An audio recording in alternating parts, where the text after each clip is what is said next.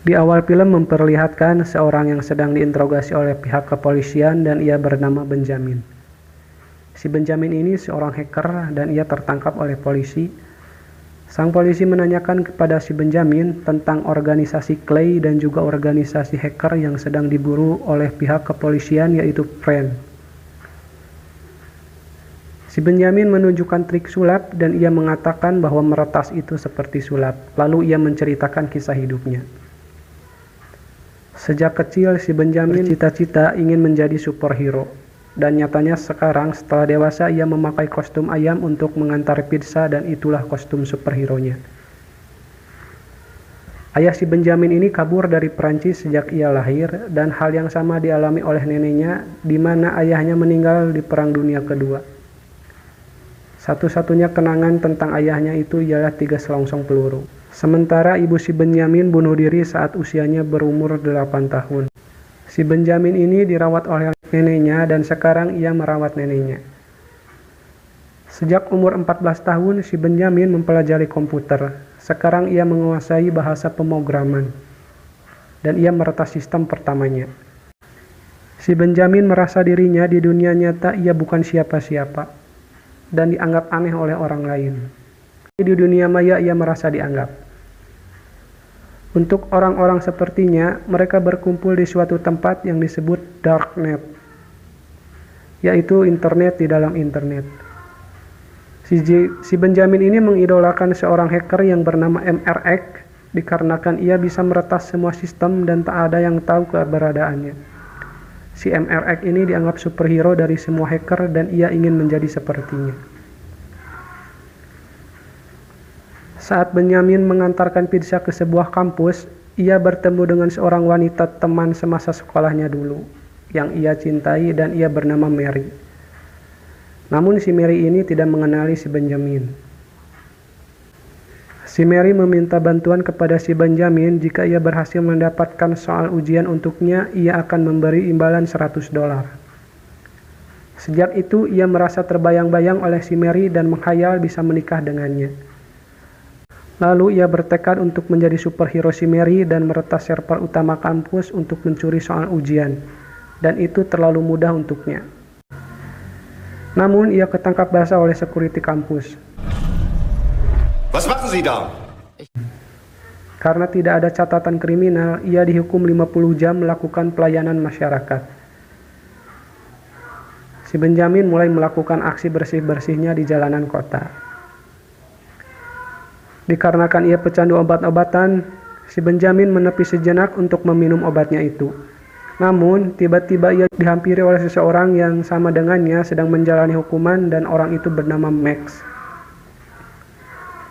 Mereka saling menanyakan mengapa mereka bisa dihukum, dan si Benjamin menyatakan alasannya. Si Max ini tertarik dengan kemampuan si Benjamin hingga ia mengundang si Benjamin untuk datang ke sebuah pesta. Malam pun tiba, Benjamin datang ke pesta itu, dan ia bertemu dengan Mary.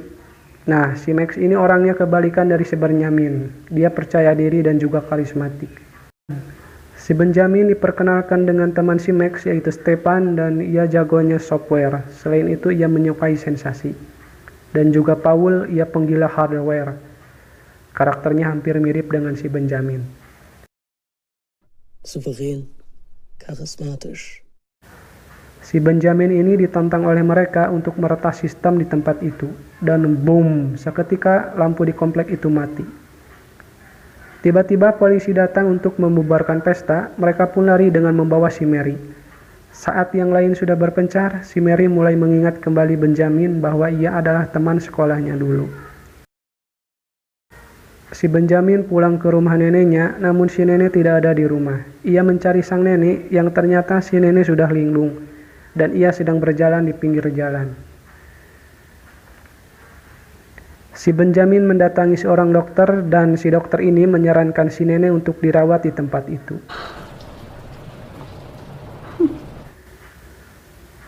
Saat hendak pulang ke rumahnya, Benjamin bertemu lagi dengan si Max. Dan ia mengajak Benjamin untuk pergi ke suatu tempat yang dimana teman-teman si Max sudah menunggu mereka. Si Paul mempertanyakan si Benjamin kenapa si Max mengajaknya untuk bergabung.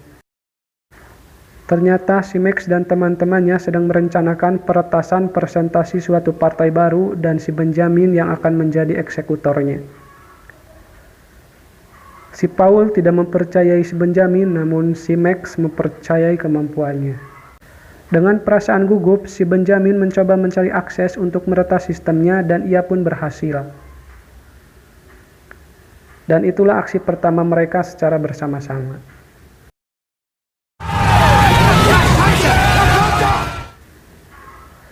Oh ya, ibu polisi ini bernama Hane dan ia mempertanyakan keaslian cerita yang disampaikan si Benjamin.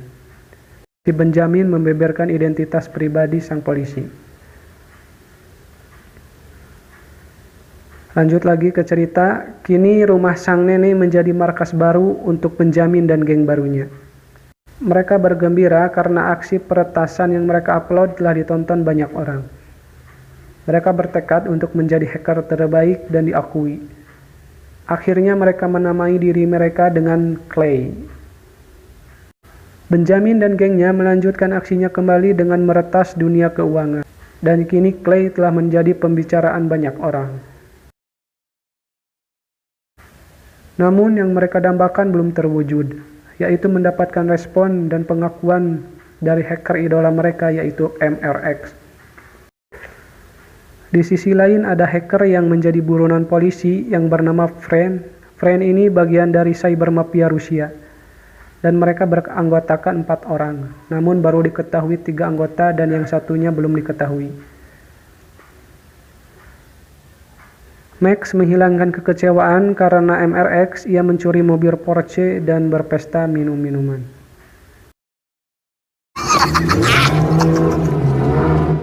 Si Benjamin mencoba memberanikan diri untuk menemui Mary, dan mereka saling bercengkrama dikarenakan ia termotivasi untuk mempunyai keberanian seperti Max.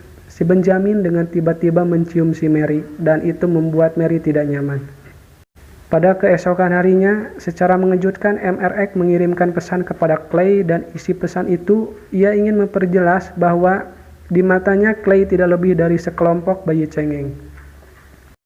Dan itu membuat Max marah sehingga ia akan membuktikan kepada MRX dengan menyerang perusahaan-perusahaan besar. Dan mereka berencana akan meretas BND, yaitu Badan Intelijen Federal Jerman. Dan penyerangan BND ini akan menjadi aksi paling rumit yang pernah mereka lakukan. Dengan membagi tugas, mereka mulai melancarkan aksinya.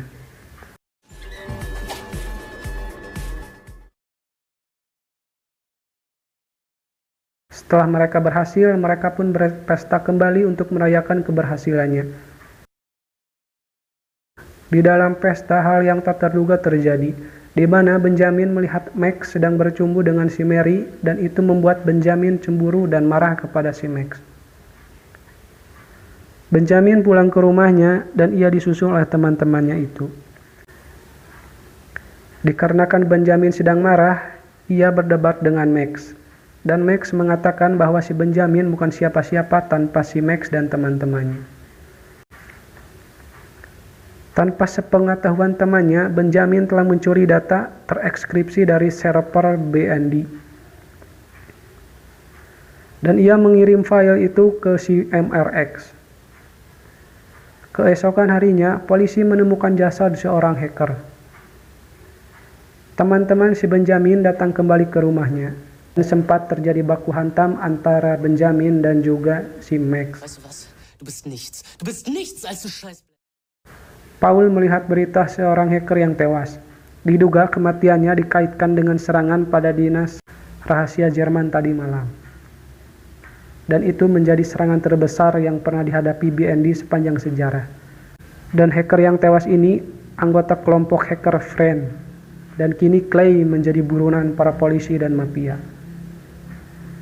Teman-teman Benjamin pun mempertanyakan apa yang ia lakukan semalam. Mereka pun mulai panik dan data yang dikirimkan Benjamin ke MRX itu telah dijual ke Russian Cyber Mafia dan si MRX ini adalah salah satu anggota Friend. Di sisi lain, posisi Hane sedang terancam karena belum mampu menangkap anggota hacker Friend. Benjamin dan temannya mencari solusi permasalahan yang sedang mereka hadapi. dan mereka harus mencari MRX dan juga Friend karena merekalah sasaran utama kepolisian. Karena mereka sangat ketakutan sehingga mereka menggunakan jaringan publik untuk mencari si MRX. Posisi mereka terdeteksi oleh polisi dan mereka pun pergi dari tempat itu. Benjamin dan temannya memutuskan untuk membakar markasnya itu. Setelah itu, mereka pergi ke Den Haag untuk masuk ke Europol. Berbagai cara mereka lakukan namun gagal. Bahkan mencoba masuk melalui saluran pembuangan pun gagal dan hanya membuat tangan si Max terluka. Dikarenakan Benjamin merasa semua ini adalah kesalahannya, ia memutuskan untuk menyelesaikan permasalahannya sendiri. Si Benjamin mencoba mengelabui penjaga keamanan dengan menyamar menjadi seorang mahasiswa yang ikut studi tur ke tempat itu dan dompet si Benjamin ketinggalan di kantin. Si penjaga pun mengizinkannya masuk. Benjamin menyimpan box milik Paul dan menyimpan jaringan tiruan untuk mengakses komputer yang ada di sana di bawah meja. Si MRX ini telah memberi kode kepada si Benjamin untuk masuk ke servernya. Namun kode itu adalah jebakan untuk Benjamin. Akhirnya identitas dan lokasi si Benjamin diketahui oleh MRX dan mafia cyber Rusia. Si Benjamin bergegas lari menyelamatkan diri dan ia selamat dari kejaran si mafia. Saat Benjamin pulang ke penginapannya, ia terkejut bahwa teman-temannya telah tewas dibunuh. Und ich hatte alles verloren. Si Benjamin pun menunjukkan barang bukti 3 selongsong peluru kepada si Hani. Dan ia menyatakan kepada si Hane ia ingin tak terlihat lagi. Benjamin dan Hane menjalin kesepakatan bahwa si Benjamin akan mengungkap identitas si MRX dan juga Friend, dan si Hane akan memberikan si Benjamin identitas baru dan program perlindungan saksi. Si Martin merasakan ada yang janggal dari cerita si Benjamin, namun Hane menyangkalnya dikarenakan ia berambisi untuk menangkap si MRX dan juga Friend. Si Benjamin menjalankan aksinya untuk menyerang si MRX dengan menjatuhkan harga diri si MRX, dan si MRX pun terpancing. Dan akhirnya polisi bisa mengetahui identitas si MRX dan posisinya. Saat Benjamin melihat foto si MRX, si Hane merasa ada yang aneh dengan tangan si Benjamin. Seketika ia pergi ke rumah nenek si Benjamin dan ternyata rumah si nenek itu masih utuh. Ia pun pergi menemui Mary dan menanyakan tentang si Benjamin. Namun Mary merasa tidak kenal dengan Benjamin dan ia hanya orang aneh menurutnya. Si Hane mulai kebingungan dan saya juga ikut bingung. Setelah itu ia pergi ke dokter yang pernah Benjamin ceritakan. Dan si dokter ini menceritakan tentangnya. Dan ada fakta baru bahwa ibu si Benjamin menderita gangguan identitas disosiatif, yaitu kepribadian ganda dan ia memiliki 4 kepribadian. Dan penyakit itu bisa diturunkan kepada anaknya. Setelah itu Hane berkunjung ke ruangan nenek si Benjamin, yang dimana ia melihat kotak tempat pelurunya kosong. Dengan bergesa-gesa ia menemui si Benjamin dan menanyakan kenapa tangannya terluka, padahal yang terluka itu ialah tangan si Max. Dan si Hane menyadarkan bahwa si Max, Paul dan Stefan adalah Benjamin seorang. Mereka adalah dirinya sendiri. Mulai dari rumah yang dibakar atau mayat dalam hotel itu semua tidak ada. Clay itu hanya Benjamin seorang. Si Benjamin gelisah, ia menyangkal bahwa ia tidak seperti ibunya. Dan si Hane akan mendiskualifikasi si Benjamin dari program perlindungan saksi. Si Benjamin memohon kepada si Hane untuk menempati janjinya yang telah mereka sepakati. Saat si Benjamin akan dibawa ke pengadilan, si Hane berubah pikiran dan ia menyuruh si Benjamin untuk meretas dan membersihkan namanya. Sebelum berpisah, Hane ingin menyaksikan trik sulap yang pernah Benjamin pertunjukkan. Dan si Hane pun seketika merenung seolah-olah menyadari sesuatu.